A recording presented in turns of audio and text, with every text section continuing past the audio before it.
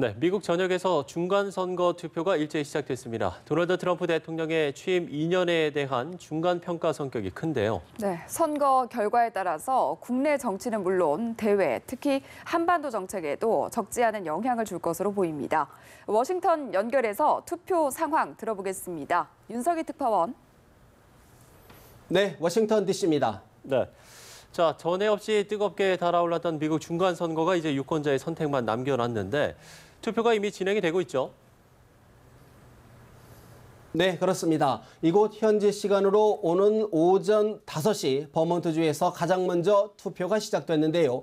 주별로는 오전 6시부터 8시 사이에 투표가 시작됩니다. 시차를 감안하면 이곳 동부 시간 기준으로 내일 새벽 알래스카를 마지막으로 투표가 종료됩니다. 이번 선거에서는 상원 100석 가운데 35석, 하원 435석 전체를 비롯해 주지사 50명 가운데 36명을 새로 뽑게 되는데요. 현재 상하원 모두에서 과반을 차지하고 있는 공화당의 독식 체제가 유지될지 아니면 야당인 민주당이 8년 만에 하원을 탈환할 수 있을지가 최대 관심사입니다. 또한 선거 결과에 따라 의회 권력의 재편은 물론 트럼프 대통령의 임기 후반 국정 운영과 2020년 대선 구도를 좌우할 것이라는 관측입니다. 네, 이번 선거가 트럼프 대통령에 대한 중간 평가 성격이 강한데 현지에서 평가하는 막판 판세는 어떻게 읽혀지고 있습니까?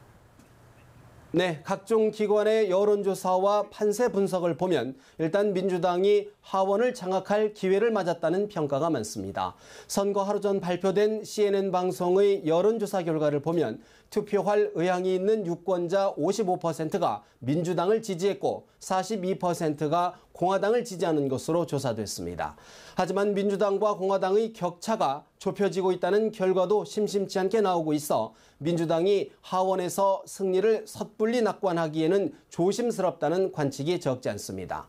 앞서 미국 CBS 방송은 하원에서 민주당이 225석을 차지해 절반인 218석을 넘길 것으로 예측했지만 오차 범위가 플러스 마이너스 13석에 달해 경우에 따라선 공화당의 과반 유지도 가능한 것으로 분석했습니다.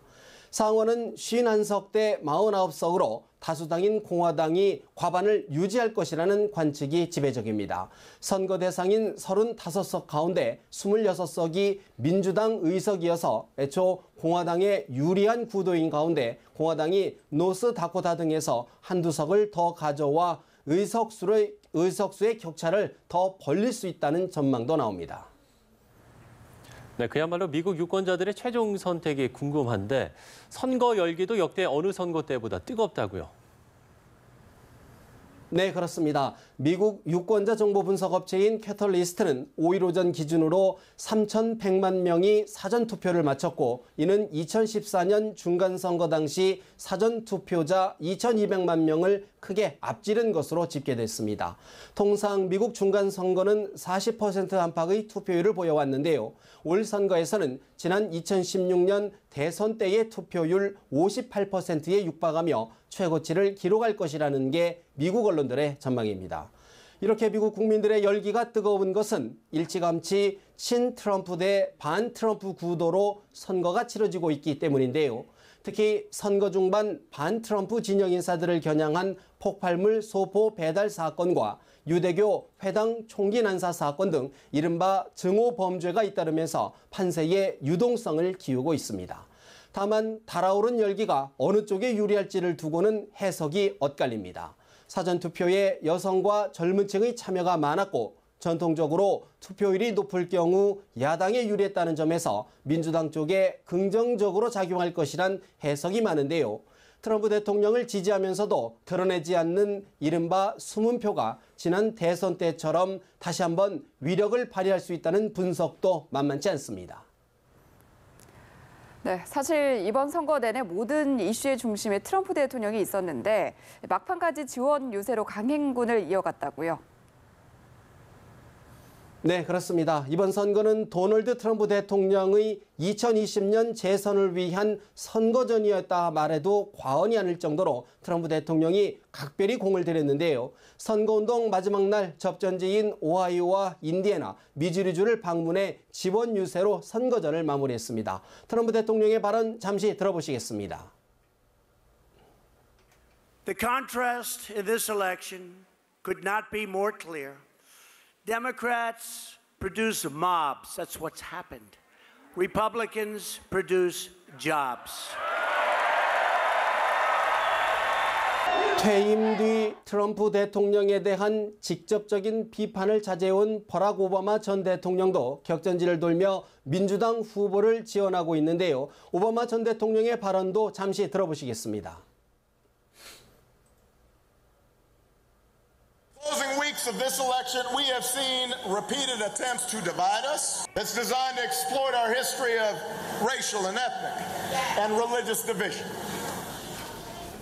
that pits us against. 오바마 전 대통령은 트럼프 대통령이 미국 사회를 분열시키고 있다며 견제의 목소리를 높이고 있는데요. 유권자들이 과연 누구의 손을 들어줄지 주목됩니다. 네, 지금 중간선거 직후에 북미 고위급 회담을 비롯해서 내년 초 2차 북미 정상회담도 예상이 되는데 이번 선거 결과가 이 북미 관계와 한반도 정책에 어떤 영향을 미칠지가 관심이지 않습니까? 네, 트럼프 대통령이 중간선거에서 승리를 거머쥔다면 대북 관여 드라이브에 한층 힘이 실리며 당장 오는 8일 뉴욕에서 열리는 북미 고위급 회담을 시작으로 2차 정상회담 추진에 힘이 실릴 것으로 보입니다.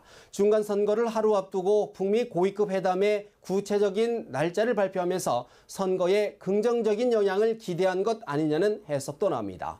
반면 하원 다수당의 지위를 민주당에 내줄 경우 트럼프식 대북 협상 방식에 어느 정도 제동이 걸릴 가능성이 적지 않다는 분석도 나옵니다. 무엇보다 북미 협상이 지지부진할 경우 미국 내 대북 회의론이 재부상하면서 트럼프 행정부가 대북 강경론으로 선회할 가능성도 없지 않다는 관측입니다. 다만 민주당이 전통적으로 북한 문제에 외교적 해법을 강조해왔고 트럼프 대통령도 대화 모멘텀을 유지하겠다는 뜻이 강한 만큼 중간선거 자체가 핵심 변수가 되진 않을 것이라는 전망이 나옵니다. 지금까지 워싱턴에서 전해드렸습니다.